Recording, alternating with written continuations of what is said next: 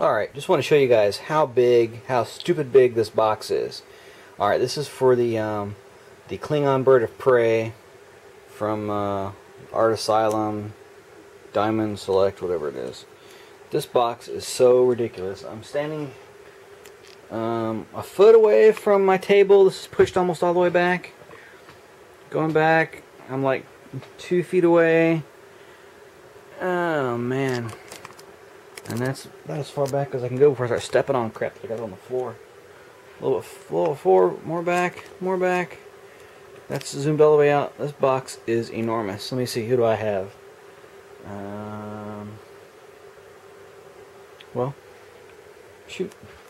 So this is the box for a bird of prey. And here's the doggone D. I like saying doggone a lot, I guess. So there's the D. I think this was the same box the D came in, actually. The same size. And drop this thing. And there's the D, and she's huge. So you got a bird of prey that comes in a box that would fit the D. Just saying. It may be slightly out of scale. But still cool. I knew it was kind of huge when I got it. That's what she looks like on the box. So, yep, that's the box for the Klingon bird of prey. Ridiculously huge. Actually, you know what I got? I got the box for the dog. Almost said doggone again. Where'd it go? Got the box for the.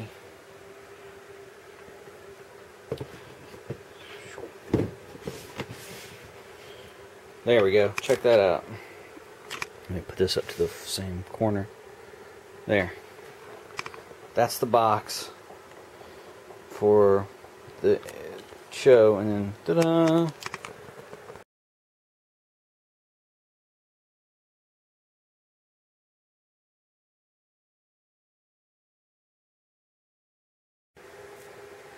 Cry havoc and let slip the dogs of war.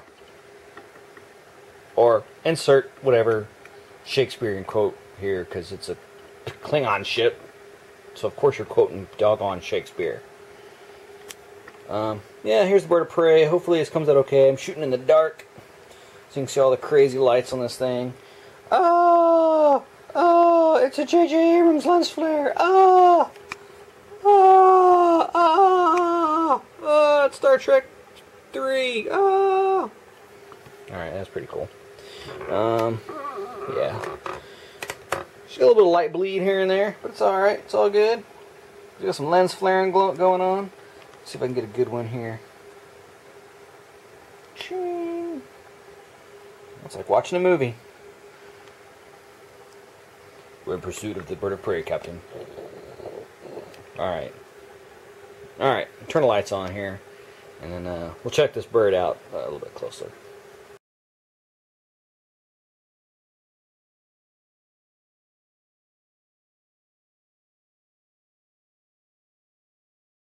Alright, that's better. Here's the newest addition to my Starfleet, Starship Fleet, Spaceship. Anyway, this is my newest Star Trek ship. It's the bird of prey, which actually this is definitely the Star Trek 6, Undiscovered Country. That one with the whole murder mystery thing with the assassination of Chancellor Gorkon.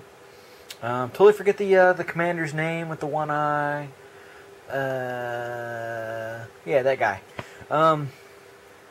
So is this the Burrell? Is that correct? I don't remember. I'll have to go back and watch the movie and check the names out. But essentially you get the bird of prey. And the thing with the bird of prey is they've been around forever. And even though they look the same, there's several different classes. Because you have like the larger class, which was seen. Actually, I think the Burrell, I want to say, was like one of the larger ones. Because it's supposed to have been close to the same size, or comparative to the Enterprise 1701 refit Enterprise A, the Constitution class. It's supposed to have been like close to that. So So yeah, that. Then you also had like the smaller ones, which was like in Star Trek 3. And so I think those two are two different class vessels. Not entirely sure. Like I know they talk about stuff. I kind of like tried to like look it up in my my owner's manual here, my Haynes Klingon Bird of Prey owner's workshop manual, and then I'm sure it says the same thing in Klingon right there. But I don't read Klingon, so I couldn't tell you. If you don't have these, I got the one for the Bird of Prey, and I got the one for the Millennium Falcon. Millennium Falcon one's awesome. Totally get the Enterprise one next. And if you're not familiar with Haynes manuals, they're the guys who do manuals for your car. So yeah, you can pretty much get a how to work on your Klingon Bird of Prey. But anyway, I'm trying to do these all in like one take. So if I just keep on rambling and it runs too long, then oh well. I'm having fun. So I'm going to look up stuff here while you guys look at the ship. And I'm trying to find something on the classes, on the scales and all that. And it looks like this one, the Burrell class, is supposed to be around 150-ish meters, maybe a little bit smaller than 150 meters. So that makes it about half the size of the Enterprise A, which that's fine. That's I'm cool with that. But then in the Next Generation, you had larger versions. So it's the same configuration and everything. If you read the history and stuff that they have in the manual here, it talks about how they've had like the same configuration forever, and this is like the recent and most popular version, and they just keep on doing the same thing to just scale it up or down or whatever for whatever purpose they have. It's like a small attack ship.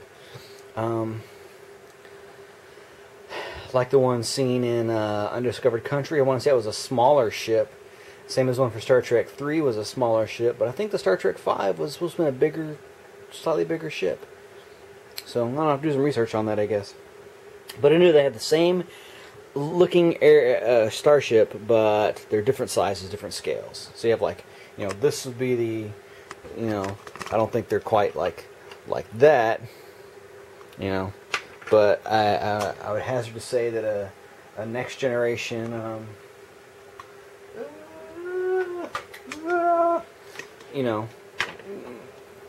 Bird of Prey, there's probably one out there that size. You know what I mean? So, which would put it about, larger class, she was about half the size of the D, which is fine. I'm cool with that. But anyway, all the technical Trekker babble stuff is going to go away now, because now we're talking about this awesome freaking toy that already has dust on it, because my room is that dusty. I've been dusting and cleaning and moving stuff around. So yes, this has the stay on light up feature. You have the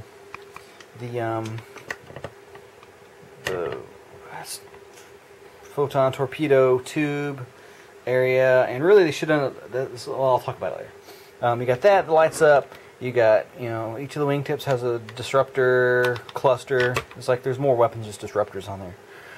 You also have some lights on the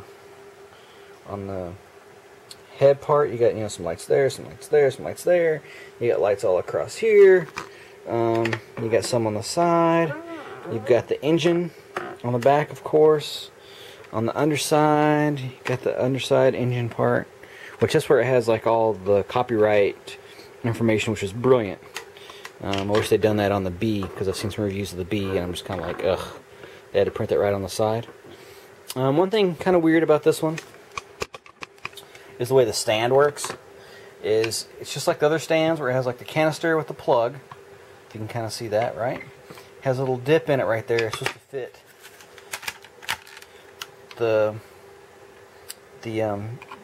this bulgy part right here. It's that little bulge right there in the middle. It's supposed to like fit over that, but the way they actually ended up putting this thing is like it almost didn't even come close to touching it. So it's just kind of like a why bother. But yeah, so it stands pretty cool. Now, kind of wish they had it to where if you had the lights on and then held it down, it goes off, it's fine. You hold it down and the lights come on and stay on. That's cool. If you push it once,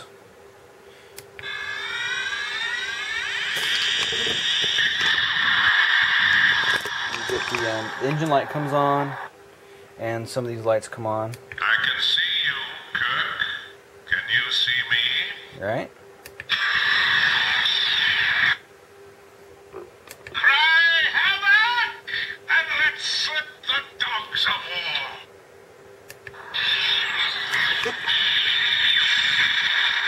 Cool. I think that's it. I am constant as the northern star. Yeah, I think that was the last one. Maybe one more.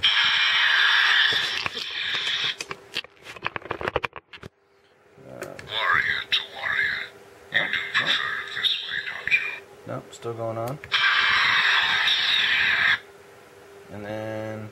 To me or not to me.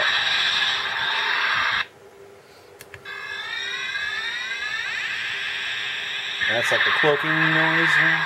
I think that's it, right? Isn't that where we started? No. I can see you, Yeah. Kirk. Can you see me? So yeah, that's all the sound effects and stuff, and everything lights up accordingly. Pretty neat. Love the ship. I just wish it'd been in scale. It's just not in scale. The wings do, as I just demonstrated there, sort of. The wings do go down into cruising mode, so you get like the nice level wings.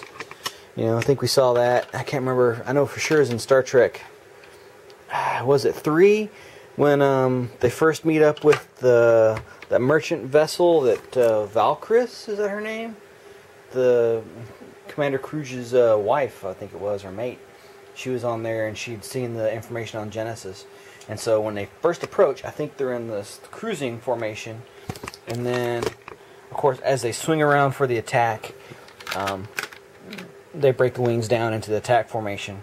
Which, the way it talks about it in the manual there that I have in the background, it says that in this configuration, the way everything lines up, it actually gives them a little more power. So it's not just an attitude. Speaking of aircraft, not how somebody is acting, an attitude adjustment. It also supposed to increase the power to the weapons, just by the way that things line up differently, or something to that effect.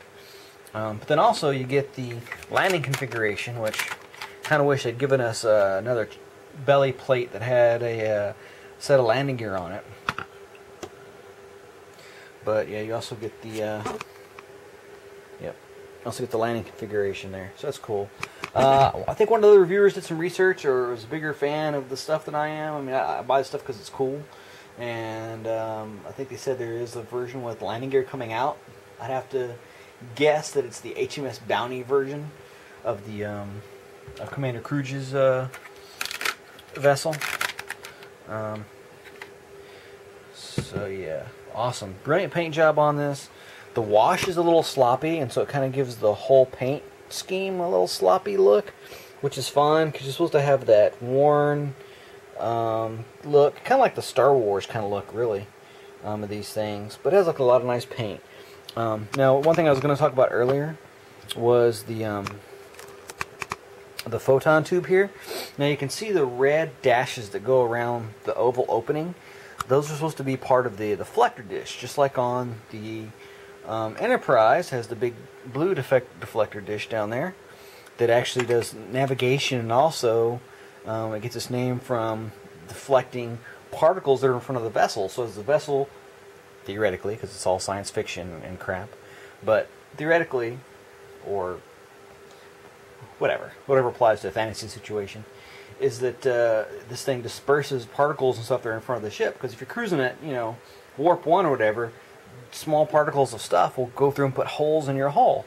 So this thing puts a cone out that's supposed to keep debris away from the ship, right? What they should have done is made this whole thing clear. It's all it is a tube that's cut off at an angle, essentially, right? I think I remember putting together the old Klingon D7 from the movie, from the motion picture, and basically that's how they did it. Was like a canister with a cut off portion, and he painted it, whatever. But they should have done that in clear. Okay, and then this thing's supposed to light up. The deflector dish is supposed to light up, as far as I know. I have to double check my photographs and stuff, but they could have made this whole thing clear, and then painted everything except for the red. They really could have clear red plastic for that, I guess. and painted green when it needed to be green and all that. And I think it should be a little more detail inside the actual tube. I mean, there's like a focus point because there's a light, so you're looking right at the doggone thing. Like, oh, this is cool. I'm getting shot in the face by a photon torpedo. But, you know, it should have a little more detail in there. So that's one of the things that first kind of irked me about it. And then mine has got a gimpy wing. I don't know if you can tell right there. Look at into my disruptor, and it's kind of got a mismold, which I could probably fix. I got some putty and stuff. So yeah, it's nice. Has a nice little round hole. It's not perfect, but you know, this is kind of like so that's all right. I think the wash was a little sloppy in some areas. It kind of looks like I've been handling this thing with dirty hands, like on the back here and stuff. So I don't think the wash could have been better. But I absolutely love the tampos. Like the Klingon, that's right there. There's a marking there. Marking there. Same for the other wing. Don't think there's any markings on the underside. I mean, it's a great sculpt. It really is. I don't know why this thing is this huge. It really should have been half the size, and I would have bought two. You know, it should have been maybe more like a third of the size, something like that. Maybe even had like a 2-pack, which would have been awesome. Could have had a HMS Bounty version, and then like a you know, the original Klingon version or something. They could have done like two. I don't know. They could have done different. I mean, they're staying around this size because they want that price point, the $50 price point, $50, $60 price point, which is great. But, you know, I don't know. I think they could scale these ships a lot better.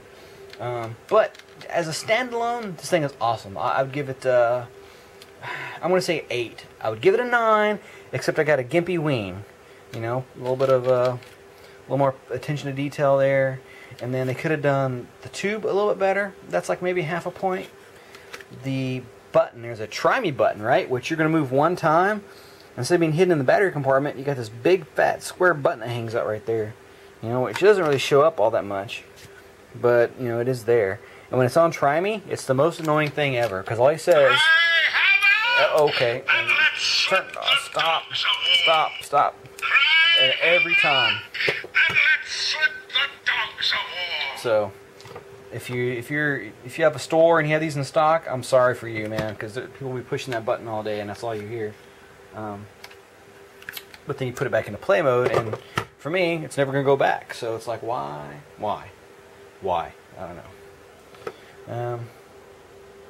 So yeah, it's pretty cool. Another thing, it's like a partial point on the knockoff. If I can get some light in there, as you can kind of see the mold for the wing, it's hollow right there. They should have filled that in. That's like oh crap, we forgot a part kind of thing. Like this whole piece should have either had a insert that snapped in there or something. Could have been molded a little bit differently. And it's not like it connects to anything when the wings go up or anything like that. It's just how it is. Yeah, but overall, I mean, if my thing can have a gimpy wing, I'd give it a 9 because I've got a gimpy malformed wing section there. Then I'm just going to give it an 8. So definitely, if you don't have one, I would get one. Even if you're not a huge Star Trek fan, this is probably one of the best ships out there. I mean, as far as you know, it's going to look cool on your desk. You know, it's got a nice aggressive stance. You know, it's almost like a large fighter, you know, kind of thing, large attack craft. So pretty cool. Definitely get this guy. Overall, I'll give it a 9 out of 10. Mine, unfortunately, gets only an 8 out of 10 because it's got a little deformity there, a little QC problems. But yeah, if you haven't gotten one yet, I'll try to get one. Hopefully they got some variants coming out. Just kind of sad that this thing is so badly out of scale with everything else. So there you have it. That's my Klingon bird of prey.